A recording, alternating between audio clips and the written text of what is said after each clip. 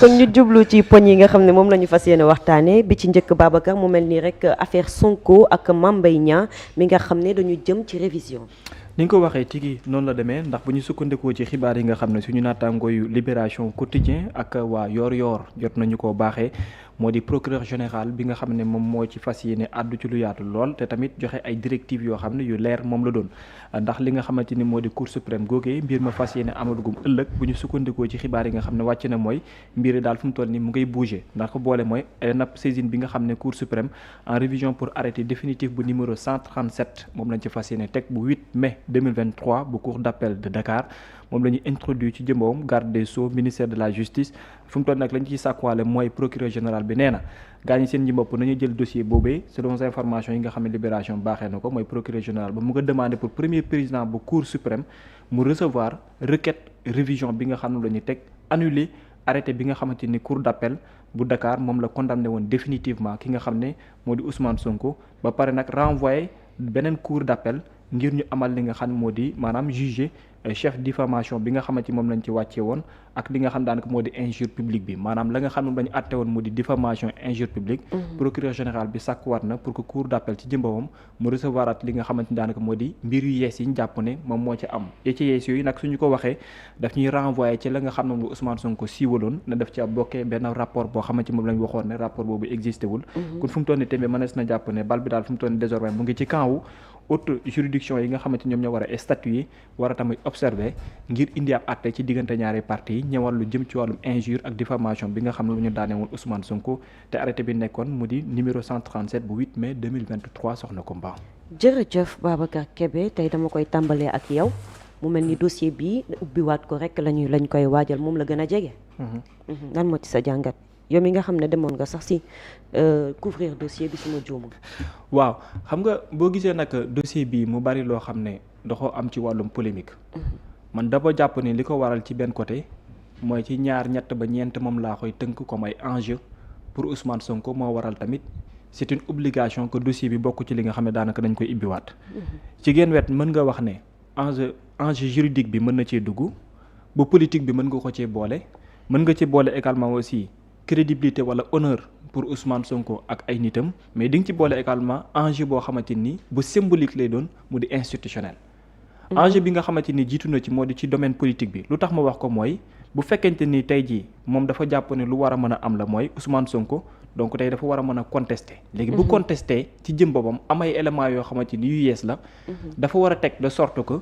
politiquement nga ne ak kii kat. lu war a mën a yàq deram moom indi na yeneen éléments yoo xamante ni yuy leeral lu dem parce que à l'époque wax naa ko bu fekkente ni moom dañ ko waxoon ne ko injure publique daf cee bokkoon ba pare ñu ko doon yot également ci li nga xam ne moom moo doon dossier boo xam ne bu ko génne woon beneen problème moo ko ci doon fekkaat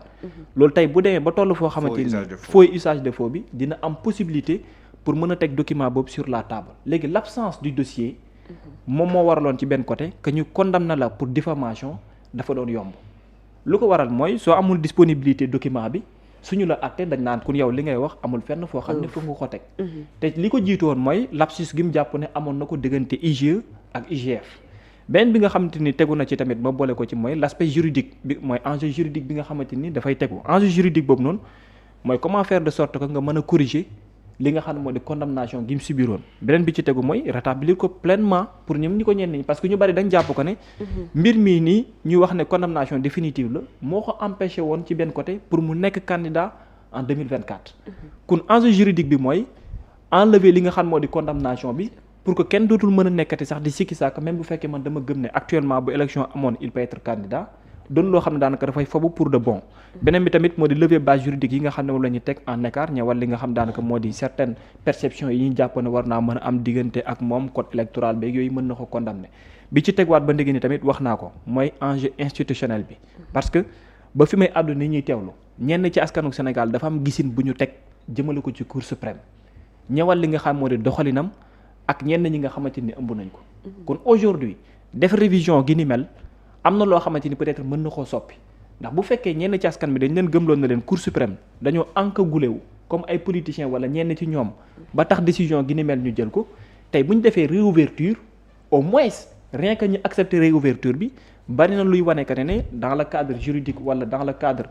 institutionnel am na noo xamante ni taxawee nañ ko lu wuute ak lu leen ñenn ñi peut-être doon jiiñ. léegi nag beneen bi nga xam ne bu ci gën a am solo moom lay doon mooy ci genn wet mooy Ousmane Sonko moom ci jëm boppam dellu si waat tey moom ak ay nitam ba mën a tegaat sur la table loo xamante ni lu leer moom lay doon nit ñi nag di xaarandi atte googu nga xamante ni fas yéene naa ñëw ani lan moom la fas yéene den su ko defee tamit mu bokk ci mais maa ngi doon bëgg a fàtte aussi benn côté mooy ci wàllum honneur tam daf cee bokk parce que un homme politique bu am dimension gi ni mel après ñu tuumaal ko empêché ko pour mu bokk ci benn élection juste pour lan parce que dañoo jàpp ne dafa duural doomu aadama loolu boo koy xool bu baax a baax dafay doon loo xam ne ci côté honneur pour un homme politique boo xam ne am nga envergure gu ni mel dafa baax lool nga daal di koo sàmm te loolu da ci bokk moom mu défendre honneur am moom ak ñi nga xam ñoo nekk ay avocat mais également aussi réaffirmer son image de lanceur d'alerte parce que je pense que ne loolu moom la abboon comme yoon c'est vrai que bari na ñu ko daan weddi na dëgg la am du dëgg mais après avec le temps ni mu daan lancer alerte di lim 94 milliards wax ci wàllum suuf wax ci yeneen ak yeneen ak yeneen peut-être que loolu tam dafa nekk enjeu que Ousmane Sonko mën a continuer di am également même statut boobu noonu à chaque fois fu mu ko mëntu gis que mu nekk biir wala mu nekk ci biti nguur donc jàpp naa ne loolu ci côté benn côté honneur la boo xam ne gu am solo donc de manière résumée je pense que ne dafay nekk loo xam lu intéressant lay doon ci moom d'autant plus y avait pas disponibilité de rapport aujourd'hui on nous dit que ne rapport bi disponible na ñu dem gësaat pour jéem a xool parce que man personnellement dama gëm ne en tant qu'observateur affaire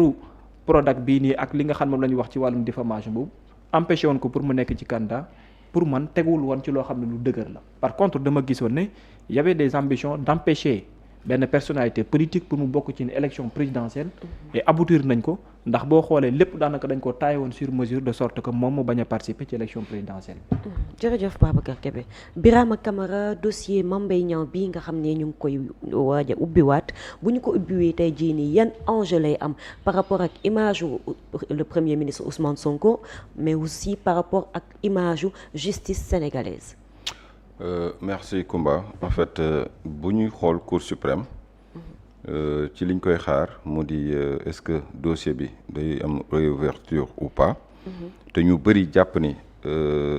ci tournure bi mu jël ak élément nouveau yi nga xamante ni gis nañ ko te mu nekk li nga xamante ni ci yoon dañ ko prévoir donc réouverture bi c'est inévitable donc nañu jàpp ni ñu ngi ci yoon bi ca lañ jëm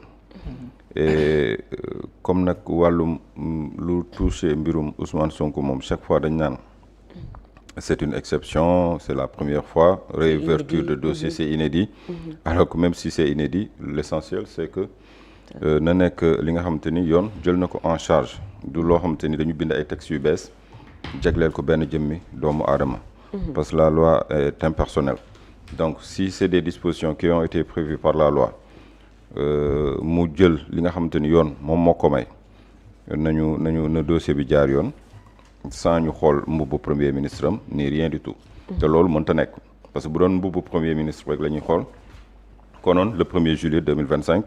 rabat d'arrêt bi nga xamante ni dugaloon nañ ko Cour suprême du ko rejeté dès l'instant que rejeté nañu sàkkuteef bi mu amoon ci yoon en tant que premier ministre bu fekkee nag bi yoon dafa sàkkuwaat leneen ci yoon ñu nangul ko kon bu ñu ni premier ministre bi na voilà donc déjà loolu benn mbir la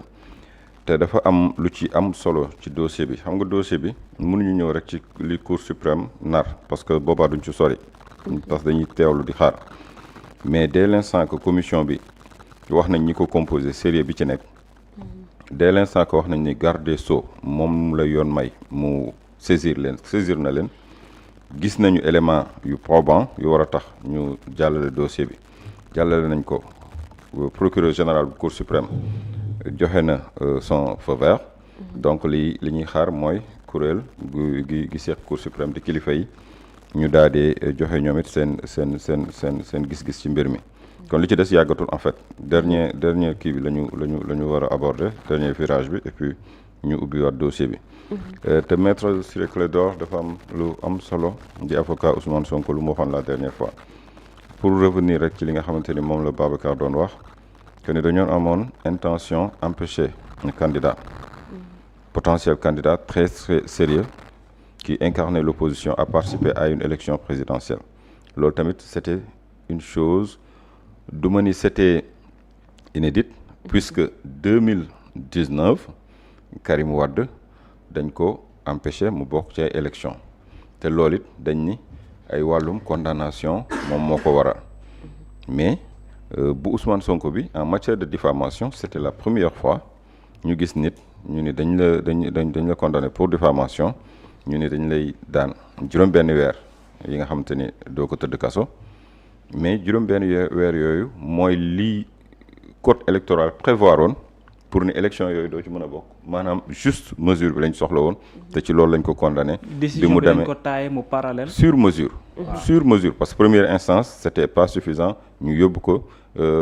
appel ñu fexe ba taayee ko ci li nga xamante ni noonu lañ ko soxloon ba mu yem ci képp mu di 6 mois. te ñu bëri sax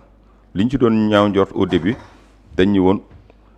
6 mois plus de 6 mois la ñu wax. dañ ñu woon code électoral bi dani ku ñu condamné plus de 6 mois plus 1 jour. mooy plus. waaw alors que dañ ñu condamné nañ ko 6 mois sursis ñu bëri débat boobu yëkkati woon nañ ko kenn waxuñu fan la mujj 6 mois c'est plus 1 jour wala 6 mois c'est moins 1 jour kenn waxuñu ci loolu ba léegi mais l'aspect politique comme da cee fës ba ñëpp d'accord ci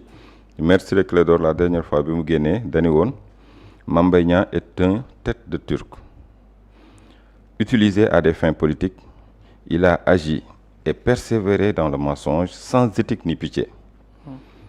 il a fini par fuir son pays pour ne pas affronter la vérité qu'il a méprisée et qui aujourd'hui le rattrape léegi affirmation boobu on verra est-ce que dafa nekk affirmation boobu xamante ni mën na crédible ou pas lu koy leeral mooy li nga xamante ni moom mooy atte bi nga xamante ni Cour suprême war na ko mën a atte ci mbir mi mu leer est-ce que diffamation am na ou est-ce que le Ousmane Sonko di waxoon waa ji ni ko rapport de la épinglé loolu it aussi am na base bu solide nañ ñu leeral parce que aussi nee nañ le cas Sonko day bokkaat ci élection loolu loi d'amnistie bi féetale na ko boor mais question d'honneur la Mame Mbaye Niang dañu woon day laver son honneur ba mu dem ci yoon kii tamit nee na dafay laver son honneur parce que mbir mi du bàyyi mu koy topp ñu koy tudd ci ay génération parce que acteur politique yi lan ngay dégg ñu wax il a diffamé il a diffamé il a ceci il a menti il a ceci est-ce que ñooñu tey bu Cour suprême waxee ni Sonko la mu waxoon lu am la est-ce que ñoom dinañ delluwaat ci seeni kàddu parce que dañ cey jafandu woon ses adversaires jafandu woon nañ ci loolu jàpp ni loolu ab xas la boo xamante ni dañ ko war a xase léegi nag yoon dina àddu ci mbir mi est-ce que ki nga xamante ni moom la seqaloon mbir mi est-ce que dina ñëw moom it am courage yu ñëw ci réew mi fekke li mu war a fekke parce que y a pas raison amul mandat d'arrêt bu ko topp dara topp ko pourquoi fuir le pays moo tax man la li Maître Ciré Clédor wax on verra est-ce que loolu dëgg la il a fini par fuir son pays pour ne pas affronter la vérité qu'il a méprisée et qui aujourd'hui le rattrape on verra est-ce que loolu lépp am na wala amul parce que man j'ose espérer que bu ñu ubbee dossier bi Mame Mbaye Niang dina ñëw parce que loolu aussi ci laver sa honneur la bokk ñëw taxaw faire face à la justice nga xool lan la justice di décider nga défendre sa bopp ànd ak say avocat mu nekk loo xamante ni vraiment lu rafet lay doon pour les deux parties mais lu mu ci mën di doon daal procès Mamadou Dia ñu bëri dañ doon sàkku la réouverture procès Mamadou Dia bokk na procès bi histoire gën a jàpp ci wàllum yoon ci réewum Sénégal parce que dafa nekk procès boo xamante ni daf ñu topp yàqal ñu lu bëri